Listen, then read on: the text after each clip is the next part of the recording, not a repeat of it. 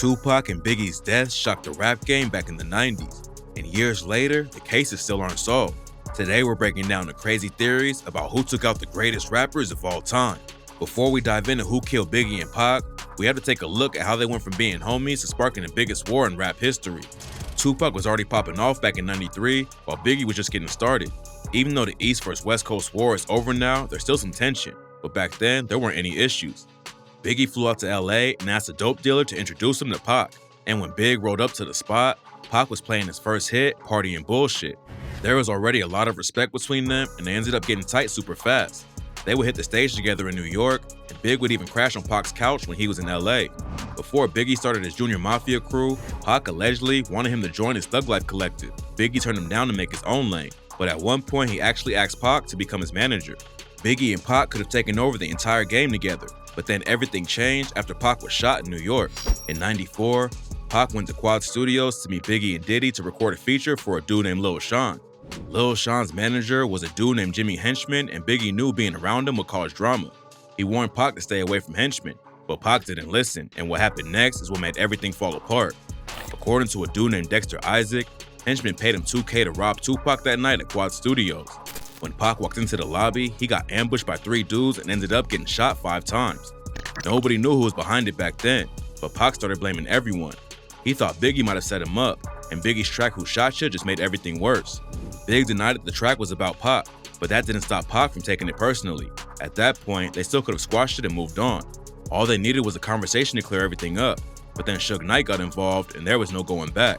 Suge jumped in the situation to bail Pac out of jail and sign him to Death Row Records. He knew that the drama would sell records, so at the '95 Source Awards, he went on stage to diss Diddy and set off the entire war. Questlove said that it felt like a bomb was about to detonate that night, and within a month, someone had already been killed over it. A dude from Death Row named Big Jake was killed in Atlanta, and Diddy's homie Anthony Jones was allegedly the shooter. Then Snoop Dogg's trailer got shot up while he was shooting a video in New York, but luckily no one got hit. By that point, the war was already active, but Pac put it in the spotlight when he dropped the track Hit 'Em Up and aired out Biggie and the whole East Coast with lines like, "First off, fuck your bitch and the clique you claim. West Side when we ride, come equipped with game. You claim to be a player, but I fucked your wife. We bust on bad boys, niggas fuck for life. Plus, Puffy tryna see me, weak hearts I rip. Biggie Smalls and Junior Mafia, some mark-ass bitches." There are rumors that Pac only went so hard with the beef and recorded so much music because he was afraid of Suge and wanted to get away from Death Row. So he wanted to get his contracts over with, and that's why he might have been killed in Vegas. Pac and Suge went to Mike Tyson's fight at the MGM, and after it was over, they jumped a crip named Orlando Anderson in the hotel lobby. Then just a few hours later, they were driving down the strip when a car pulled up and started letting off shots. Some people think Orlando Anderson wanted to get back at Pac for the beating, but others say Suge knew Pac was trying to leave and had him killed. Losing Pac was a tragedy, and then just a few months later, Biggie was murdered in LA and the situation got even more complicated. When Pac died, Biggie hired a full-time security team because the streets were so hot, but his new bodyguards still couldn't keep him safe in LA. He was in town for the Soul Train Music Awards and decided to stay an extra day for an after party the next night. Big, Diddy, and the rest of Bad Boy Records left the spot at around midnight and got caught up in traffic outside. The whip Diddy was in ran the red light and left Biggie and everyone else behind, and that's when an Impala rolled up and started shooting into Biggie's SUV. In less than a year, the rap game had lost both of its best artists, and that's when the conspiracy theories started getting wild. One of the most popular theories is that Diddy had Tupac murdered so that Bad Boy Records could take over the game. He also allegedly knew that Pac would think Biggie's track Who Shot Ya was aimed at him and would help spark the war.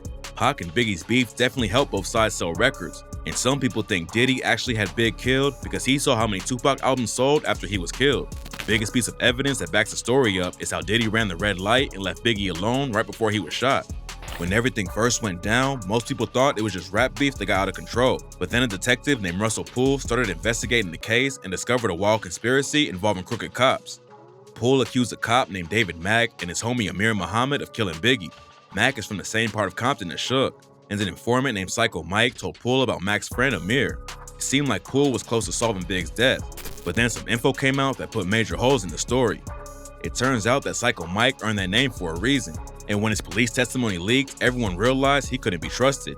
During the interview, he told Poole that the shooter used a machine gun and ran off into a limo, which wasn't even close to how it actually went down.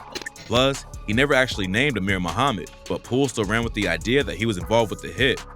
Amir Muhammad's name has been cleared from the case, But that doesn't mean his friend David Mack didn't have something to do with Biggie's death.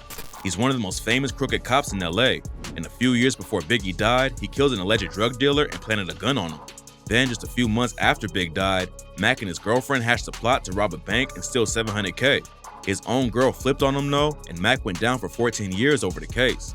Just because Mack is a dirty cop doesn't mean he killed Biggie though, and another detective thinks he finally solved the case.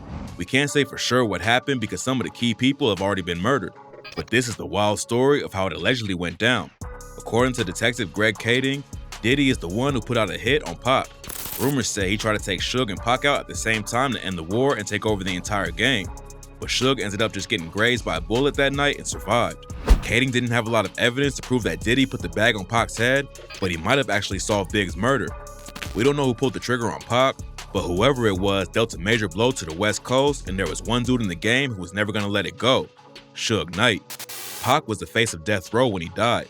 Dre and Snoop helped make it successful, but Pac and his image was the new wave for the label. And according to Kading, Suge started planning his revenge as soon as Pac died. We know Suge wasn't actually there when Biggie got killed because he was already in jail, but Kading says he used his girlfriend to put the green light on Biggie. 12 years after it went down, Kading interviewed her about it and she had tears in her eyes because of how afraid she was of Suge. Suge is one of the scariest dudes in the history of the rap game. He didn't know how to make deals without using violence, and even his own employees were terrified of him. Right now he's locked up for killing his own homie in 2015. Plus, there are rumors he's been involved in all kinds of murder and assault cases. According to Kading, Suge's girlfriend acted like she was a legal assistant so their jail meetings couldn't be recorded. Suge made her contact a Mob Piru affiliate named Poochie, and he's the one who allegedly rolled up on Biggie and killed him. It seemed like the case was almost done, but there was one major problem. Kading had a strong witness, a story that made sense, and the name of the alleged shooter, but it was all too late. By the time he knew Poochie's name, Poochie had already been dead for years. In 2003, Poochie was shot 10 times and killed, and nobody ever had the chance to interrogate him. Kading's story still holds up though, and an OG with the Mob Pirus confirmed it. Mob James told DJ Vlad that Poochie was a savage and everyone knew he was a shooter. Was Poochie known as a shooter? Yeah. Yeah. He was a hitter for real, for real. Obviously, nobody around death row was gonna snitch about it though, so it took everyone else decades to find out the info. Pac and Biggie's cases will probably never be officially closed since so many people involved have already died or refused to talk. But for now, Kading's theory about how everything went down makes the most sense. Maybe one day, we'll get more concrete answers though.